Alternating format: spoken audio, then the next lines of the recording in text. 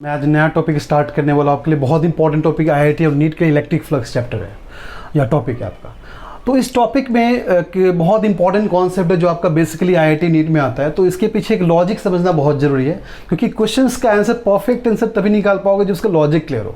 Formula कभी काम नहीं आएगा, बट लॉजिक हमेशा काम आएगा। कुछ क्वेश्चन तो लॉजिकली सॉल्व हो जाते हैं, लाइक फ्रैक्शन सेकेंड्स के अंदर, बट फॉर्मूला पे जाओगे तो हमेशा आपको निकालना पड़ेगा। कहीं अगर फॉर्मूला में थोड़ा सा क्वेश्चन घुमा दिया आपका तो आंसर्स निकालना आपके लिए मुश्किल हो जाएगा। इसलिए पहले लॉजिक डील करते हैं कि इसका लॉजिक क्या है। अच्छा, एक बात और, इलेक्ट्रिक फ्लक्स टॉपिक जो आपके लिए है, सेम टॉपिक हम लोग बाद में पढ़ेंगे मैग्नेटिज्म में, मैं आपको पढ़ाऊंगा उस टाइम पे।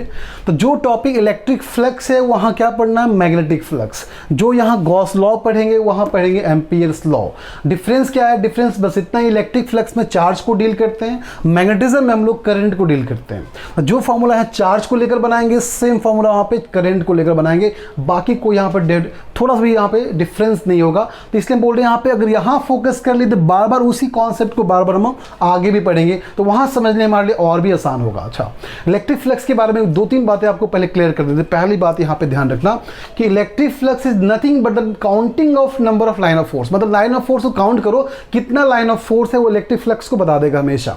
ये बातें बहुत कम बच्चों को पता है इसके बारे में कि counting of number of line of force कैसे है। सेकेंड पार्ट ध्यान रखना कि हमेशा क्या करना है आपको, कोई भी सरफेस रहेगा, बिकॉज इलेक्ट्रिक फ्लक्स निकालने बोलेगा तो चार्ज होगा, चार्ज किसी सरफेस से क्रॉस करेगा। जब चार्ज किसी सरफेस से क्रॉस करेगा तो पूछेगा बताओ फ्लक्स वैल्यू कितना। तो क्या करना आपको, सिंपल सा, हमेशा उस सरफेस के परपेंडिकुलर लाइन ड्रॉ करो, दैट बिकम्स एरिया वेक्टर। मतलब उस एरिया का वेक्टर डायरेक्शन डिफाइन करो। Area is a vector quantity, आपको पता ही होगा बेसिकली इतना पार्ट ना। तो हमेशा सरफेस का एक लाइन ड्रॉ करो परपेंडिकुलर, और देखो क्या वो जो लाइन सरफेस से देखो जो परपेंडिकुलर लाइन है, क्या उसी डायरेक्शन में flux number line of force जा रहा है कि नहीं। अगर सेम डायरेक्शन में एरिया वाला का वेक्टर का लाइन और इलेक्ट्रिक फ्लक्स मतलब आपका number of line of force अगर सेम डायरेक्शन में, तो बोलेंगे मैक्सिमम फ्लक्स वहां वैल्यू है। लेकिन दोनों परपेंडिकुलर हो गया तो बोलेंगे मिनिमम वैल्यू है। कहने का मतलब ये हुआ, अगर आप सपोज करो मैंने बोला एक ऐसे मैंने आपको एक सरफेस लिया यहाँ पे, तो सबसे पहले मैंने क्या बोला आपको, सबसे पहले बोला मैंने आपको कि एक इसके परपेंडिकुलर लाइन ड्रॉ करो। ठीक है, हमेशा सरफेस के परपेंडिकुलर लाइन लेकर चलो, हमेशा एक वो एरिया वेक्टर हो गया आपका। नाउ सपोज करो लाइन ऑफ फोर्स ऐसे जा रहा है, ठीक है, नाउ ये बन गया आपका थीटा। तो आपका हो गया इंटेंसिटी मार्क, आपका हो गया लाइन ऑफ फोर्स। नाउ दो पार्ट, अगर इसको दो कंपोनेंट रिजॉल्व करेंगे, ये बन जाएगा आपका ई साइन थीटा, ये बन जाएगा आपका ई कॉस थीटा, और ये क्या आपका मान लो डी ए, छोटा सा पोर्शन जहां से हम लेके चल रहे हैं, डी ए आपका एरिया हो गया। ठीक है ना, मैंने क्या बोला कि लाइन ऑफ फोर्स, ठीक है, electric line of force and area, जो वेक्टर का एरिया आपका साइन है, डायरेक्शन है, दोनों पैरेलल होना चाहिए। अगर दोनों पैरेलल तो मैक्सिमम मिलेगा, अगर परपेंडिकुलर तो क्या मिलेगा हम लोग को, मिनिमम मिलेगा। तो मैक्सिमम तभी मिलेगा जब cos थीटा होगा, बिकॉज मुझे पता है cos 0 डिग्री कितना होता है 1, cos 90 क्या होता है 0। इसका मतलब अगर 90 कर दोगे तो 0 हो जाएगा, बट पैरेलल रखोगे तो क्या हो जाएगा, मैक्सिमम मिल जाएगा। इसलिए फ्लक्स डिफाइन किया गया है E डॉट डी ए से डिफाइन किया गया है। ठीक है, E डॉट डी ए से, एरिया भी वेक्टर क्वांटिटी है और इंटेंसिटी वेक्टर क्वांटिटी, इसलिए यहाँ पे दोनों वेक्टर साइन लगाया गया है। बट ये क्या बन गया आपका scalar quantity, because dot product यहाँ पे है। तो कैसे लिखेंगे, E D A cos theta. इसका मतलब अब आपका थोड़ा सा चमका होगा यहाँ पे बात, हम जो बोलने चाह रहे हैं आपको कि हमेशा बोल रहे हैं लाइन ऑफ फोर्स और उस सरफेस के परपेंडिकुलर लाइन ड्रॉ करो, दोनों सेम पैरेलल लाइन रहा तो बोलेंगे फ्लक्स मैक्सिमम है, नहीं रहा तो 0 है। अगर इस क्वेश्चन का आंसर करो आप, बताओ। अगर मान लो ये आपका इंटेंसिटी हो गया, ठीक है, एक ही लाइन लेके चलते हैं, मान लो आपको समझाने के लिए, ये आपका इंटेंसिटी हो गया, ये आपका मान लो 37 डिग्री पे होगा। ठीक है, तो बताओ फ्लक्स वैल्यू कितना होगा। तो मुझे पता है हर बच्चे क्या करेगा, यहाँ पे ये कर देगा इसको ई कॉस 37 डिग्री, और ये हो गया एरिया, तो बोलेगा E D cos 37 degree. Answer गलत। मैंने इसलिए बोला लॉजिक पे ध्यान देने बोले, आपको फॉर्मूला पे ध्यान देने नहीं बोले। मैंने बोला कॉस इस केस में क्यों अप्लाई किया, बिकॉज कॉस रहेगा तो पैरेलल रहेगा, अगर साइन रहेगा तो क्या हो जाएगा आपका, ये आपका परपेंडिकुलर हो जाएगा। इसलिए यहाँ पे ध्यान दो, ये cos 37 क्या कर देगा दोनों को, परपेंडिकुलर। तो पैरेलल करने के लिए क्या करना पड़ेगा, इसको यहाँ पे अगर 37 डिग्री है तो ये कितना हो जाएगा 53 डिग्री, नो डाउट। तो क्या इसको क्या लिखेंगे यहाँ पे, ई डॉट डी ए cos 53 डिग्री लिखेंगे, ये आपका फ्लक्स वैल्यू हो गया। तो कभी फॉर्मूला पे ध्यान मत देना छोटू, हमेशा ध्यान दो लॉजिक पे। मैंने क्या बोला, उस सरफेस का पहले एक परपेंडिकुलर लाइन ड्रॉ करो, फिर लाइन ऑफ फोर्स को चेक करो, दोनों पैरेलल है तो मैक्सिमम है, अदरवाइज खत्म। इतना ही तो है। अच्छा, लाइन ऑफ फोर्स के बारे में 2 बातें और सुन लो। क्या बोलते हैं हम लोग कि पॉजिटिव चार्ज से निकलेगा नेगेटिव चार्ज पे टर्मिनेट करेगा, या फिर पॉजिटिव चार्ज से निकलेगा तो इन्फिनिटी पे टर्मिनेट करेगा। Now number of line of force उसके चार्ज के मैग्नीट्यूड पे डिपेंड करता है। मतलब अगर मैग्नीट्यूड वैल्यू 2 कूलम मान लो है तो लाइन ऑफ फोर्स भी मान लो 2, आपका 2 निकल रहा है तो 4 पे कितना होगा, 4 हो जाएगा। अगर 2 कूलम पे मान लो 4 लाइन ऑफ फोर्स तो 4 कूलम पे कितना, 8 लाइन ऑफ फोर्स। मतलब जितना ज़्यादा मैग्नीट्यूड लाइन ऑफ फोर्स पे उसका बॉडी बढ़ेगा। तो ये कुछ प्रॉपर्टी होगा लाइन ऑफ फोर्स के बारे में। ये बेसिक बातें आप समझ गए ना क्या बोल रहे हैं, दोबारा रिपीट कर दे रहे हैं। कोई भी कैसा भी सरफेस हो, रेगुलर इरेगुलर डजंट मैटर, बस उसका परपेंडिकुलर लाइन ड्रॉ करो और चेक करो लाइन ऑफ फोर्स उसी डायरेक्शन में है कि नहीं। अगर है तो मैक्सिमम, नहीं तो मिनिमम। आई बात समझ में? तो हम लोग अब थोड़ा सा आगे थोड़ा और एक्सप्लेन करते हैं इसके बारे में।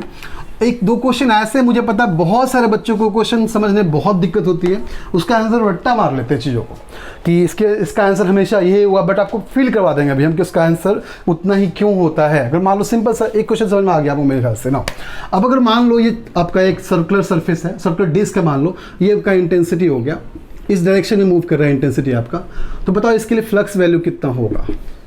सिंपल सी बात है, ये लाइन ऑफ फोर्स ऐसे जा रहा है तो मैंने क्या बोला, सबसे पहले परपेंडिकुलर लाइन ड्रॉ करो। तो परपेंडिकुलर तो बाहर इस तरफ आएगा, तो दोनों एंगल कितना बनाएगा, हमेशा 90 बनेगा, नहीं बनेगा। मतलब ये लाइन ऑफ, ये आपका एरिया हो गया, ये आपका लाइन ऑफ फोर्स हो गया, तो एंगल कितना हमेशा 90। मतलब यहाँ फ्लक्स कितना हो गया, डायरेक्टली 0, बात खत्म। इसलिए बोल रहे बार बार कि लाइन ऑफ फोर्स और एरिया का वेक्टर का साइन दोनों पैरेलल है तो मैक्सिमम परपेंडिकुलर है तो हमेशा 0 आंसर कर देना है। क्लियर है? अच्छा, अब 1-2 क्वेश्चन और थोड़े इंटरेस्टिंग क्वेश्चन देखते हैं और आपको समझाते हैं इस क्वेश्चन का आंसर वही वैसा है, उसी टाइप का आंसर क्यों आता है। देखो सपोज करो कि आपका एक क्यूब है, बहुत बच्चे ने देखा होगा ये क्वेश्चन।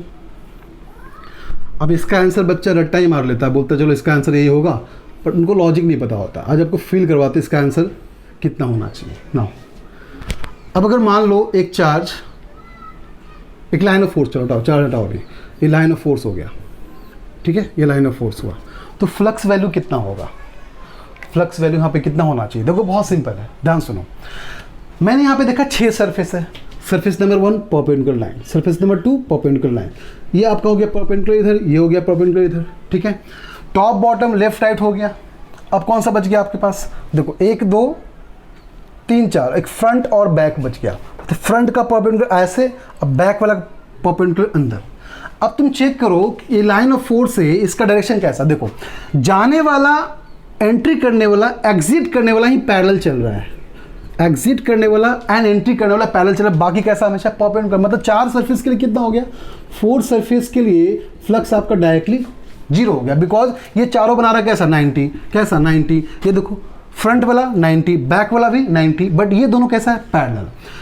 हमेशा आपको एंगल चेक करना, याद रखना। तो ये देखो यहाँ पे कितना, ये आपका एरिया हो गया, ये आपका लाइन ऑफ फोर्स, एंगल कितना हो गया, थीटा इक्वल टू 0 डिग्री। तो फ्लक्स कितना, E डॉट dA। तो ऑब्वियसली एरिया कैसा है, एरिया का शेप कैसा है, क्यूब है तो ए स्क्वायर बोलते हैं यहाँ पे, A square, E dot A square, A square हो गया। नाउ ये वाला देखो, इसका परपेंडिकुलर लाइन पीछे की तरफ है, इलेक्ट्रिक फ्लक्स अंदर एंटर कर रहा है, तो एंगल कितना हो गया 180 डिग्री।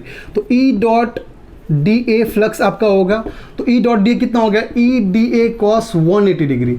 अब मुझे पता है cos 180 -1 होता है, इसका मतलब माइनस ऑफ EA स्क्वायर। मतलब एंट्री वाला फ्लक्स से माइनस EA स्क्वायर, बाहर जाने वाला फ्लक्स से प्लस EA स्क्वायर, तो नेट फ्लक्स कितना हो गया फिर से 0।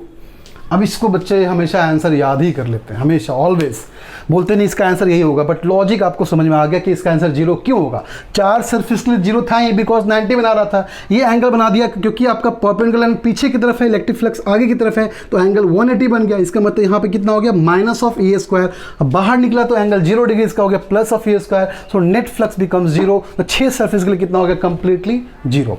तो इसके बाद अगर ये लॉजिक समझ गए तो इसके एक पॉइंट को दिमाग में हमेशा ठूस कर बैठ लो। कोई सरफेस है, उसके बाहर चार्ज है, तो चार्ज जब भी उस सरफेस से क्रॉस करेगा ऑलवेज फ्लक्स 0। इसको आप याद ही कर लो इस चीज़ को। अगर इस बात को लॉजिक समझ में आ गया तो मैं बोलना चाह रहा हूँ कि सरफेस कैसा भी हो, रेगुलर हो या फिर इरेगुलर हो, उससे फ़र्क नहीं पड़ता है, बस आंसर आप 0 करते जाओ। मतलब कहने का बोल रहा मैंने, अगर सरफेस ऐसा है, क्यू चार्ज यहाँ पे रखा है, ये लाइन ऑफ फोर्स ऐसे निकला, तो मैं पूछा इलेक्ट्रिक फ्लक्स कितना, तो आप बोलोगे सर जितना चार्ज अंदर जा रहा है उतना ही फ्लक्स लाइन ऑफ फोर्स बाहर निकल रहा है, जितना लाइन ऑफ फोर्स अंदर जा रहा है उतना ही बाहर निकल रहा है, फ्लक्स कितना जीरो। अगर क्लोज सरफेस होना चाहिए, बस कैसा सरफेस होना चाहिए, क्लोज सरफेस होना चाहिए। तो क्लोज सरफेस के अंदर जितना लाइन ऑफ फोर्स अंदर एंटर कर रहा है उतना ये बाहर निकल रहा है, that becomes flux equal to zero. इसका लॉजिक मैंने आपको लास्ट एग्जाम्पल में समझा दिया कैसे होता है, ठीक है। अब देखते हैं गॉस लॉ के बारे में। गॉस लॉ क्या है? तो गॉस लॉ क्या बोलता है? गॉस लॉ बोलता है अगर मान लो कोई क्लोज सरफेस के अंदर चार्ज रखा हुआ है, कोई भी क्लोज सरफेस है उसके अंदर अगर चार्ज रखा हुआ है, ठीक है, एक क्लोज सरफेस यहाँ लेकर चल रहे हैं, अगर चार्ज रखा हुआ Q, तो क्लोज सरफेस के अंदर चार्ज है तो आपको बताना है कि यहाँ पे फ्लक्स वैल्यू कितना होगा। तो गॉस लॉ अकॉर्डिंग फ्लक्स होता है आपका, तो net total Q inside close surface के अंदर, Q इन मतलब inside upon epsilon naught, this call flux according to Gauss law. Proof वगैरह तो करवाएंगे नहीं, बिकॉज अब प्रूफ आपको अच्छे से आता होगा, बुक वगैरह प्रूफ दे रखा है। आपको बस लॉजिक क्लियर होना चाहिए, बिकॉज न्यूमेरिकल्स प्रैक्टिस करना है आपके। उसके पास स्टेटमेंट टाइप क्वेश्चन होगा, तो स्टेटमेंट टाइप क्वेश्चन यहाँ से डील कर सकते हो। प्रूफ वगैरह देखना है तो बहुत सिंपल, उसको भी करवा देंगे नेक्स्ट लेक्चर में, बट आप चाहो तो उसको आप बुक्स वगैरह से देख सकते हो, कोई बड़ी बात यहाँ पे नहीं है ना। तो फ्लक्स क्या होगा, Q inside upon epsilon not. यही आपका अगर एम्पियर्स लॉ पढ़ोगे तो वहाँ क्या हो जाता है, फ्लक्स इज इक्वल टू, अब अगर total current upon epsilon not, बातें सेम होती है। मैग्नेटिक फ्लक्स हो गया, गॉस लॉ तो एम्पियर्स लॉ हो गया, बातें यहाँ पे सेम होती है। चलो इसको इग्नोर करते हैं ना। तो यहाँ पे चार्ज कितना है, 1 चार्ज, तो क्या हो जाएगा flux value Q by epsilon not. अगर 2 चार्ज तो क्या बोलोगे, मान लो बोलोगे सर Q1 है माइनस Q2 है, बाहर Q3 है Q4 है, बताओ कितना फ्लक्स हुआ। तो जो चार्ज अंदर है उससे मतलब, बाकी से मतलब यहाँ हम लोग को नहीं है, तो क्या बोलोगे Q1 minus Q2 upon epsilon not, that is the flux value. इसको बोलते हैं हम लोग गॉस लॉ बोलते हैं। क्या लॉजिक क्लियर है ना? अब आगे बढ़ते हैं। अब देखो यहाँ पे ध्यान सुनना कि फ्लक्स इज इक्वल टू होता है E dot D A, area. अब फ्लक्स होता है Q बाई इप्सिलॉन नॉट, तो Q by epsilon not equal to E dot D A, ठीक है। अब मान लो एक स्फेरिकल सरफेस था, स्फेरिकल था, ये सरफेस आपका स्फेयर है, ठीक है, लिखते फॉर्मूला। तो क्या होगा, Q by epsilon not equal to E dot, तो स्फेयर सरफेस का एरिया कितना होता है, 4 pi are square, 4 pi are square. इसको नीचे सेंड करो तो क्या हो जाएगा, Q by 4 pi epsilon not r square is equal to E. आपने पढ़ा है क्या फॉर्मूला इंटेंसिटी का? मतलब वही बातें रिपीट हो रही कि नहीं हो रही है, मतलब आपने पढ़ा है कि नहीं पढ़ा है? स्टार्टिंग जब हम चैप्टर पढ़ते हैं यही पढ़ते हैं ना, कि equal to KQ upon R square, और वही चीज़ तो है, घुमा फिरा के बस बातों को इधर से उधर घुमा रहा है। मतलब नाक को ऐसे पकड़ो या घुमा के पकड़ो, बात तो एक ही, वही चीज़ तो रिपीट कर रहा है, बस नाक को घुमा के पकड़ रहा है। बोल रहा है नहीं KQ आर स्क्वायर होता है ना, तो ये KQ R square 4 pi are square किसका एरिया है, सरफेस एरिया है, ये आपका स्फेरिकल सरफेस का एरिया है। तो किसी भी स्फेरिकल सरफेस के लिए यहाँ पे देख सकते हैं, अगर ये इसका आंसर, अगर इसका answer Q by epsilon not है तो ही ये प्रूफ हो पाएगा। इसका मतलब ये हुआ ना, गॉस लॉ भी सही थे हमारे, वो बोल रहे थे कि अगर किसी सरफेस के अंदर चार्ज को रखा गया, Q चार्ज को, तो flux value Q by epsilon not होना चाहिए। अगर है तभी तो आंसर प्रूफ कर पा रहे हैं, अगर नहीं हुआ तो आंसर प्रूफ नहीं हो पाता। मतलब हाँ, लॉजिक भी सही है, कॉन्सेप्ट भी क्लियर है, और आपको समझ आ चुका कैसे लॉजिक समझना है ना। अब एक दो क्वेश्चन फेमस क्वेश्चन करवाते हैं, वहाँ भी बच्चों को बहुत दिक्कत होता है कि उसका आंसर यही क्यों आया। देखो अब समझो इस चीज़ को, अब बहुत इंपॉर्टेंट क्वेश्चन है, ध्यान रखना। लास्ट क्वेश्चन हमारा टॉपिक आज बहुत इंपॉर्टेंट है।